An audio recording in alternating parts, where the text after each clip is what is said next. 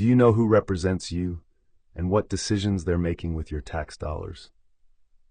Brought to you as a public service by Know Your Government, because accountability begins with an informed public.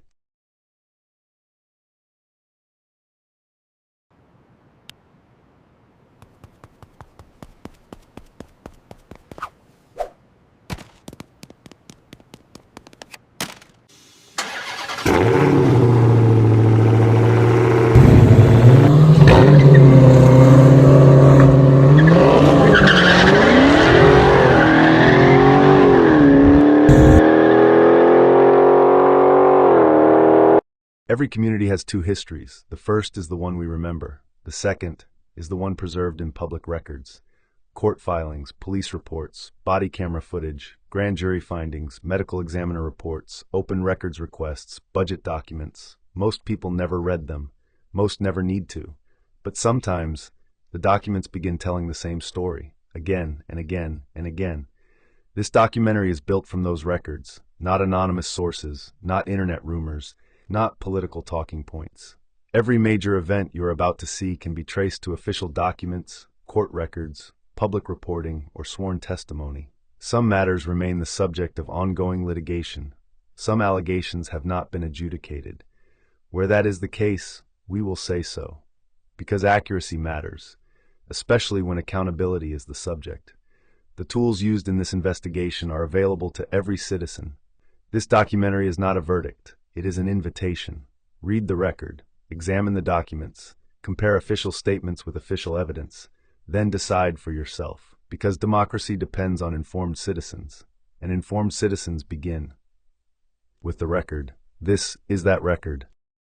You know, when you think about like a fortress or a maximum security vault, you generally have this expectation of absolute physical control. Right, it's just physics at that point. Exactly. Like a heavy mechanism engages, a steel door slides on its track, and boom, a perimeter is established. Yeah, it's a completely binary state. It's either locked or it's unlocked. Yeah. And we rely on that physical boundary to really mean something, particularly, when we're talking about keeping dangerous situations contained and just keeping people safe. But then you look into the reality of certain correctional facilities, and suddenly that impenetrable steel vault is, well, it's terrifyingly porous. Oh, absolutely. And today's deep dive is really about what happens when both the physical and the administrative boundaries of an institution just completely collapse. I mean, we know you're joining us today because you want the real unvarnished story behind these complex systemic failures without, being buried in PR spin or just total information overload. But nobody wants that. So today, we are looking at a highly detailed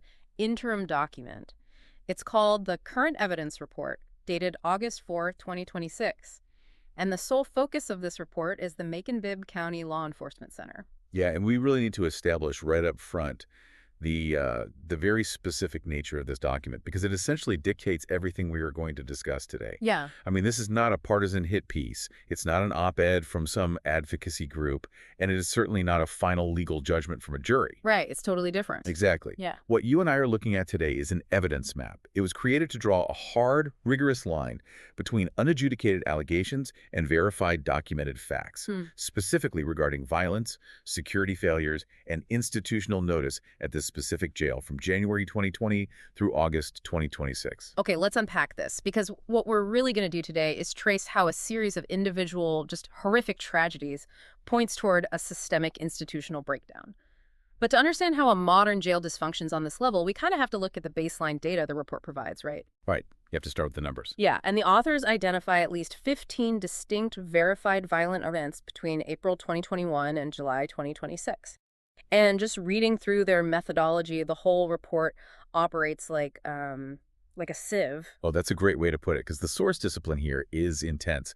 I mean, the creators of this report aggressively filtered out the rumors, the social media hearsay, the fluid community narratives. They just let all of that wash away. Yeah, they only kept the hard stuff.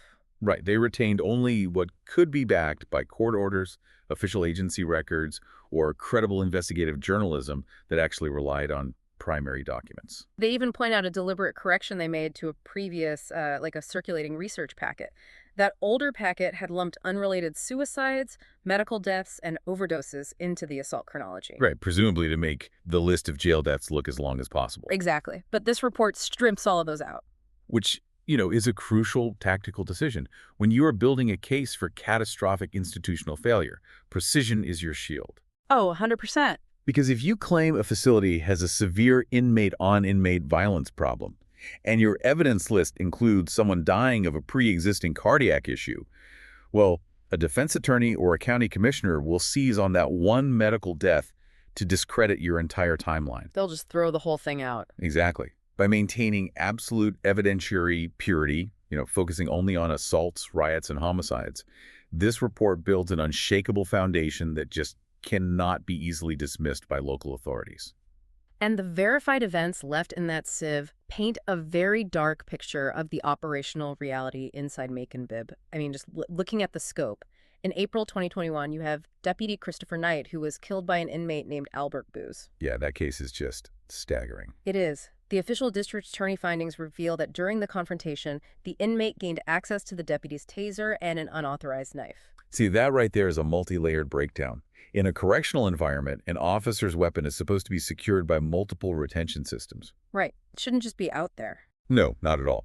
For an inmate to access a taser, and for an unauthorized knife to be present in that specific confrontation, it suggests a catastrophic failure of basic weapon control protocols. And then you move to January 2022, the Gives Fountain incident.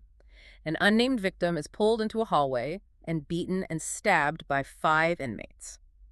Think about the physical mechanics of that. Yeah, being dragged out like that. Right. Being pulled into a hallway by 5 people implies this shocking freedom of movement for the inmate population. And then you fast forward to June 2025, which brings a fatal riot resulting in the death of Briel Jahim Johnson and injuries to 4 other inmates. And just looking at that timeline, 2021, 2020, 2025, right through 2026, you really see the sustained recurring nature of the violence. Yeah, it wasn't just a fluke. Exactly. We're not talking about a single bad weekend where the staff was overwhelmed by a temporary anomaly. We're talking about a normalized state of violence. But, violence between individuals in a confined space requires opportunity. So how are these inmates acquiring weapons? How are they accessing each other to carry out multi-person assaults in the hallways? This requires us to really look at the physical environment itself. Right, the actual building. Yeah. The report notes that during the June 2025 fatal riot, inmates, and this is actually quoting the sheriff's own public admission, they tampered with and overpowered sliding gates. I have to pause on that because, wait, isn't a jail gate supposed to be the one piece of hardware that absolutely cannot be overpowered? Oh, absolutely. They are heavy steel structures, usually running on reinforced tracks, and they're controlled electromechanically from a secure central control booth. Right. So a human being shouldn't just be able to push one open or, overpower it with sheer physical strength. No, definitely not. If inmates are overpowering sliding gates, it means the locking mechanisms or the tracks themselves were already deeply compromised. Yeah, the physical plant of a jail is its first and last line of defense. The entire concept of incarceration relies on the integrity of the lock. Right, obviously. So when the sheriff publicly admits that inmates defeated the sliding gates separating cell blocks, he is basically acknowledging that the architecture itself has failed. The inmates have realized the building can no longer hold them. And the building isn't just failing to hold them, it's actively supplying them. The recurring theme of contraband and improvised weapons in this report is staggering. It really is. We talked about Deputy Knight's taser and the unauthorized knife in 2021, but look at January 2026. After a massive fight that sent 3 people to the hospital, deputies recovered manufactured cutting tools. Manufactured cutting tools, yeah. And then, in July 2026, an inmate named Marquise Williams was attacked from behind and stabbed multiple times with 2 shivs by another inmate. What's fascinating here is how the report leverages those physical failures. It doesn't just list the shivs and the broken gates to, generate public outrage. Right. It's not just for shock value. Exactly. Yeah. It actually uses those failures to direct highly targeted legal maneuvers. The report explicitly points investigators toward the administrative paper trail. It directs them to demand lock, maintenance logs, vendor service tickets, and weapon seizure logs. The strategy there is really clever because, If an inmate gets stabbed and claims the locks in this pod are broken, anyone can get in, the county's legal defense is often, well, we were unaware of the maintenance issue. Nate, plausible deniability. Yeah, but if a civil rights attorney pulls a vendor service ticket from 3 months prior that explicitly states the magnetic lock on that specific block is failing, and they find an invoice showing the county deferred the repair to save money. The dynamic completely flips. Exactly. You have just proven that the county knew the door was broken, knew it posed a security risk, and actively chose to leave it that way. The mechanical failure becomes a documented institutional policy. It moves a liability from a theoretical complaint to a tangible, date-stamped document. But, a broken gate and a manufactured cutting tool only lead to a fatality if nobody intervenes. And that forces us to look at the human element of this evidence, map the staffing and the supervision. Or, based on these records, what feels like a ghost town effect inside the pods.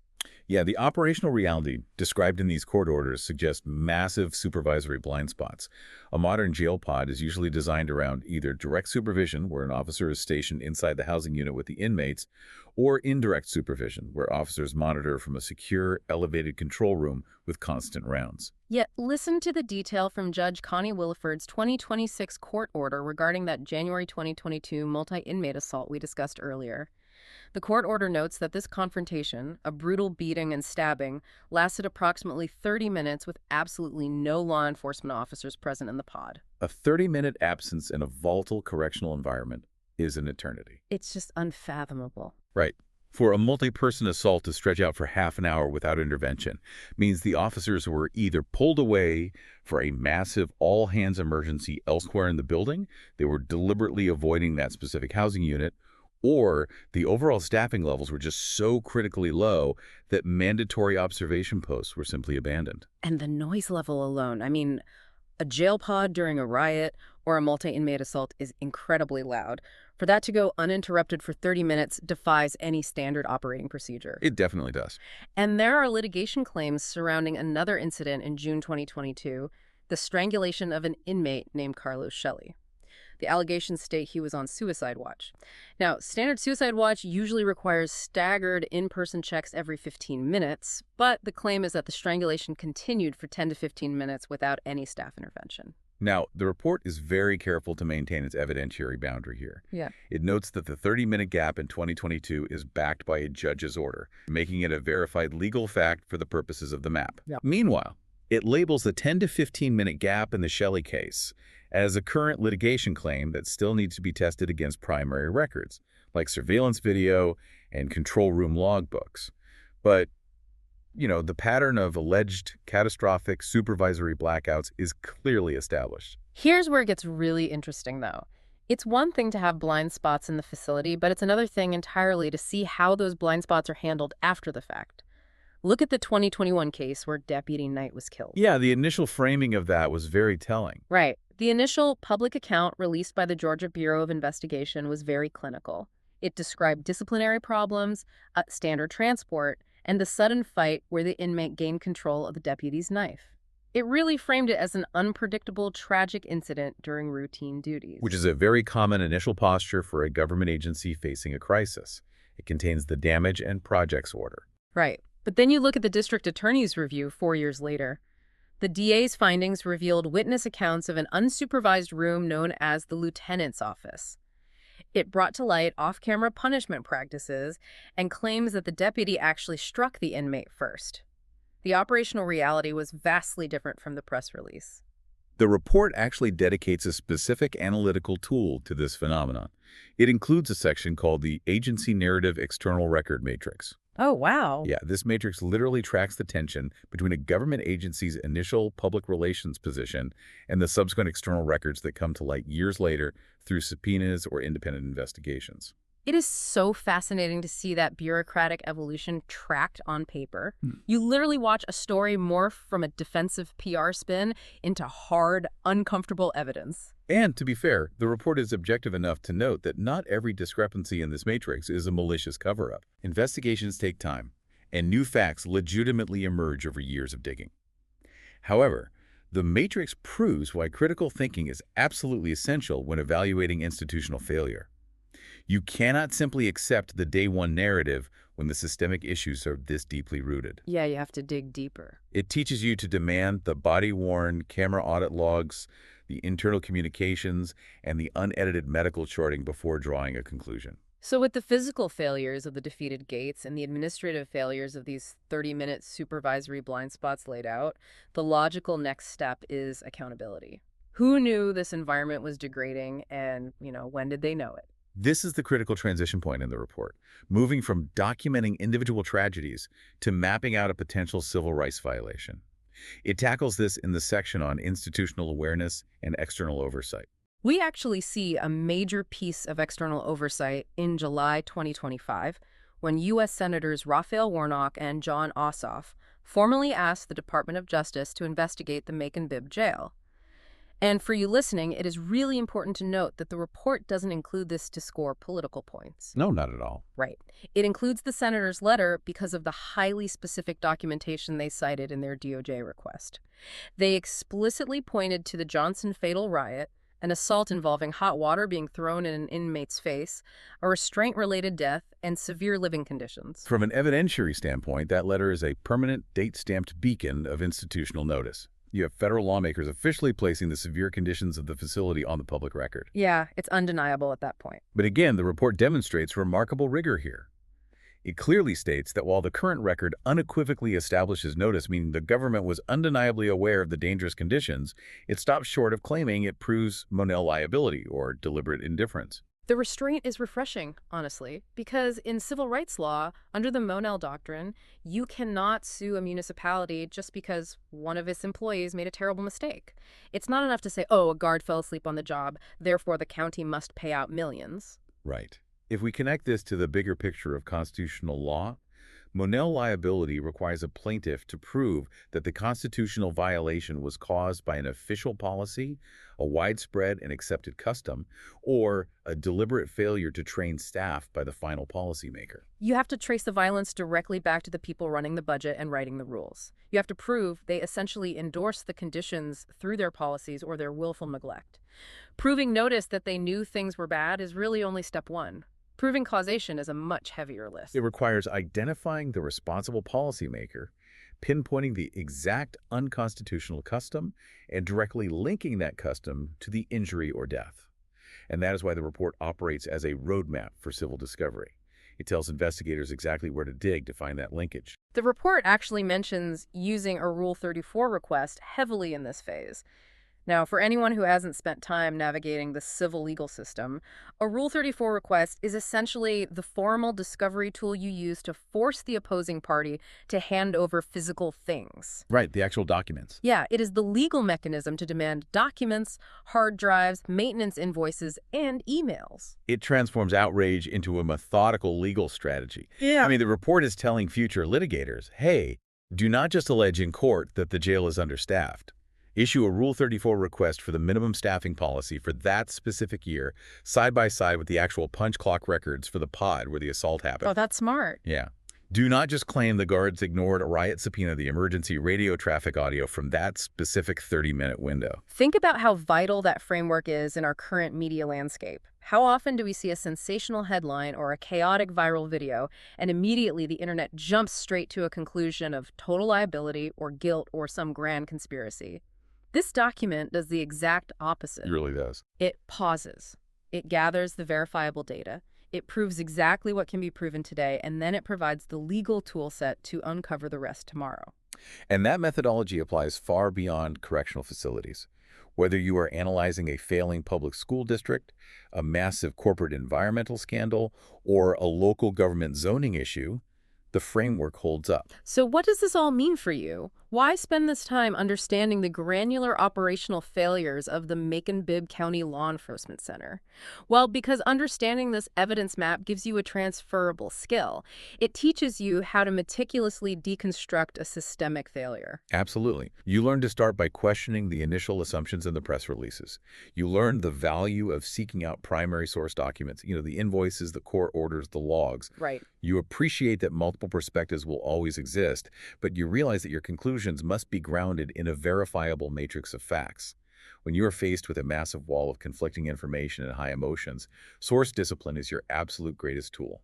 As we wrap up today's deep dive, I want to leave you with one final thought to mull over. It's something that wasn't explicitly analyzed in our breakdown today, but it is deeply rooted in how the authors structured their investigation. Think back to the very beginning of our conversation, when we discussed how the creators of the report strictly separated medical deaths, overdoses, and suicides from the violent assault chronology. Yeah, they did that to maintain evidentiary purity, basically ensuring the timeline of violence couldn't be derailed by debates over pre-existing health conditions. But look at the core systemic issues we just unpacked. 30-minute gaps in supervision where absolutely no officers are present in a housing unit, broken locks that allow unauthorized access, severely delayed emergency responses, unsupervised offices off camera. I mean, if those are the verified systemic conditions of the facility, shouldn't we wonder if those isolated medical and suicide deaths share the exact same root causes as the violent homicides? That is a chilling point.